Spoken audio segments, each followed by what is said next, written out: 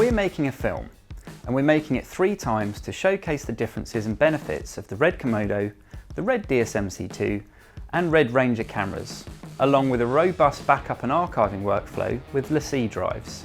If you haven't watched the first video in this series, give that a look now and pop back.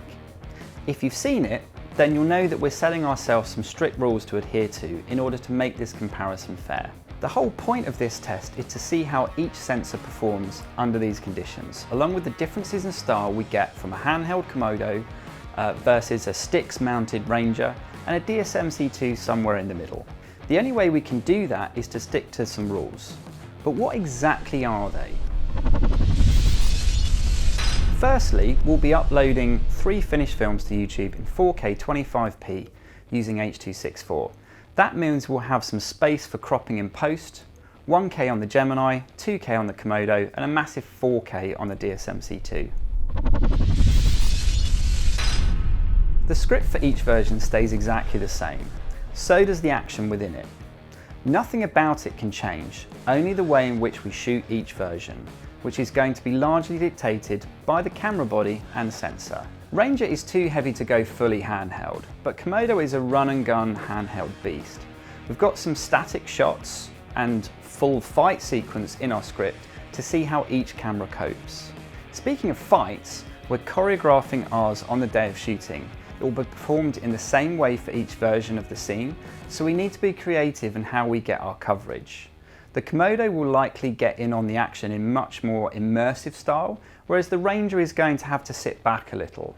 We've completely excluded dialogue from the scene, in part because we don't want to detract from the evaluation of the delivered footage, but also because we'd like the scene to appeal internationally. That and dialogue is really quite hard to write in a non-cheesy way. We've also limited ourselves to half a page of script, hence the 4/8 project name. And getting dialogue into that would have been tough. It's hardly a fair test if we allow our Ranger a full day of shooting and the Komodo just an hour. So we've set a ceiling of 2.5 hours for each shoot, which is tight. All shots need to be completed within the allotted time. That means being smart about what we can shoot and from where. The beginning of the script will move quite fast. It's a series of simple shots. However, the fight will likely get more coverage from the Komodo since we can move quickly with it, but we'll see. We've given ourselves 1 day to shoot all 3 versions, so the time of day that we'll do them all will change. Now, we want to be very upfront about why we've done this, and there are a few reasons. First is that the sensor in each camera really shines in different conditions. Gemini is better suited to low light than the Komodo sensor. That's not to say Komodo won't shoot in low light, it will, but Gemini was designed for NASA, so we're going to use it to shoot at night.